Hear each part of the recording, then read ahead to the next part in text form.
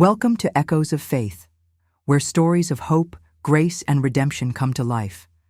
Each story is a journey of faith, a testament to the power of God's love, and a reminder that no one is ever too far from His grace.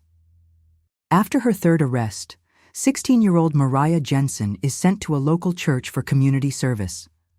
But what starts as punishment slowly becomes something else, a place of healing, belonging, and quiet transformation.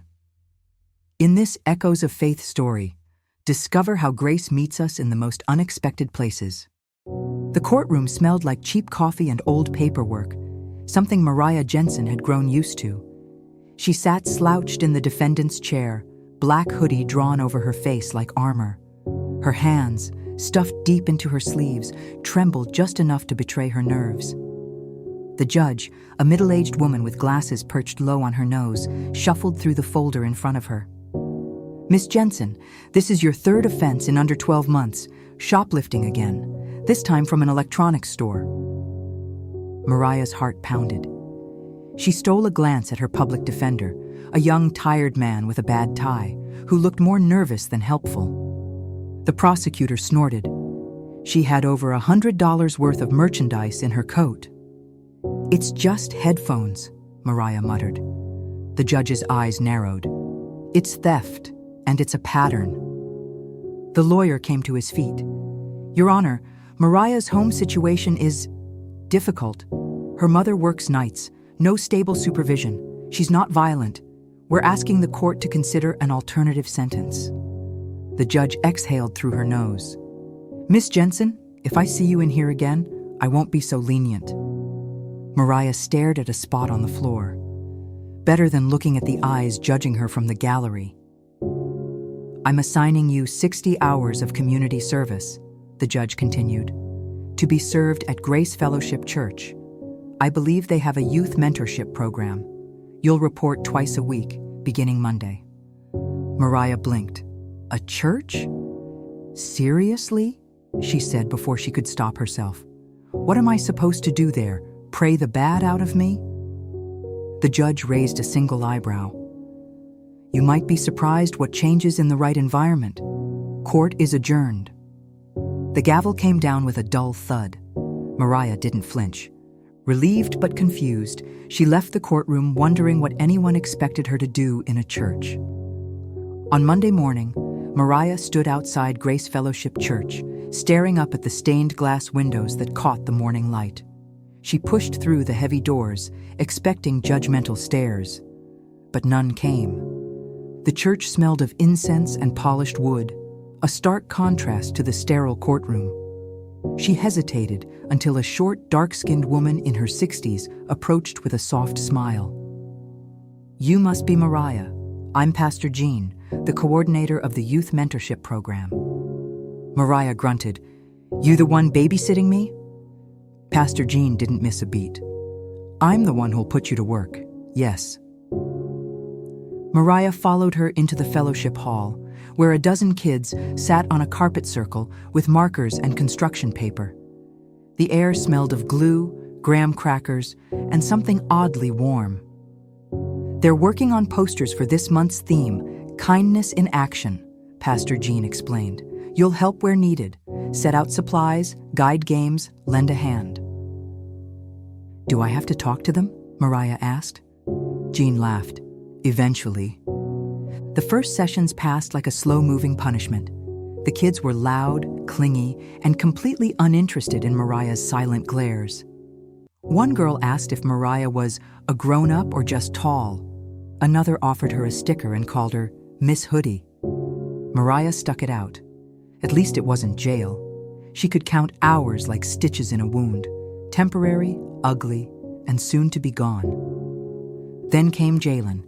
He was quiet, probably around 7, with large glasses and a nervous grip on everything he touched. He rarely spoke, but hovered near Mariah like her shadow. One day, she helped him find his lost sneaker. The next, he handed her a crayon. It was simple, but it got to her. One rainy Thursday, while the children made thank you cards, someone asked Pastor Jean to sing. Jean strummed a few chords on a battered guitar. The kids joined in, giggling through the verses. Mariah sat off to the side, arms crossed, but her foot tapped along. Without thinking, she hummed, then whispered a line. Jean glanced at her, surprised. "You've got a good ear." Mariah stiffened. "I wasn't trying to sing." "Well, maybe you should." Mariah rolled her eyes. "No offense, but I'm not exactly a singer." Jean smiled. "Grace doesn't care whether you can sing or not." That night, Mariah couldn't sleep. Her mom was on the late shift again. The house was quiet, empty in all the ways that mattered. She remembered the feeling when she'd sung, even just a little. Not like she was good exactly, but like something in her had remembered how to feel. The next week, she stayed late to help clean up. Jalen handed her a napkin with crayon scribbles on it. A stick figure with long black hair and "Thank you for helping me not be scared" written across the top. Mariah stared at the paper, throat tight. "Why'd he give me this?" "He trusts you," Jean said gently. Mariah tucked the napkin into her pocket. She didn't answer. She found herself arriving a few minutes early, still wore her hoodie, still rolled her eyes at the mention of prayer, but she stayed. She even smiled sometimes. One afternoon, Jean invited her to sing with the kids during closing circle. Mariah hesitated. "I don't perform in front of an audience," she said. "I can't sing." "You already have," Jean said, "and you weren't bad." Mariah glanced around. The kids were waiting. Jalen gave her a thumbs up. She exhaled, then nodded. Her voice was hesitant but real. When it ended, no one clapped, but Jalen whispered, "That was pretty." Mariah looked down, startled. "You think so?" He nodded solemnly. Several weeks later, Mariah stood in the church parking lot on her last day of community service, the sun setting in orange and pink hues. She watched the children run around, their laughter filling the air with a sense of joy she hadn't felt in a long time. Pastor Jean approached her, smiling. "You did great, Mariah. The kids really took a liking to you." Mariah shifted. "Thanks," she mumbled, unsure what to do with praise. As she turned to leave, Jalen ran up, his face beaming. "Are you coming back next week?" he asked. Mariah hesitated. She glanced at Pastor Jean, who raised an eyebrow in silent encouragement. With a small smile, Mariah crouched to Jalen's eye level.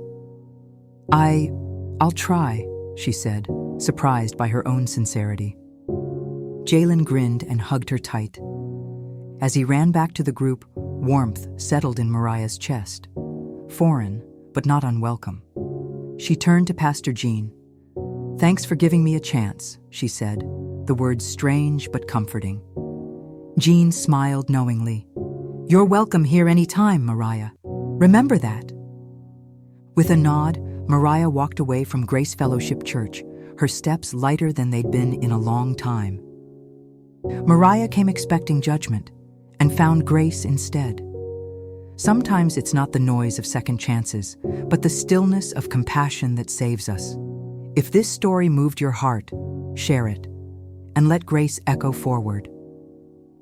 Thank you for joining us on this journey. Remember, no matter what fires we face, faith will always carry us through. If you like this video, give it a thumbs up. Be sure to leave a comment. Subscribe for more stories that inspire and uplift. This is Echoes of Faith, where every story brings hope. If today's story moved you, be sure to discover more heartfelt journeys in the Echoes of Faith series and uplift your spirit. Don't miss out on the next chapter. There's always more to uncover.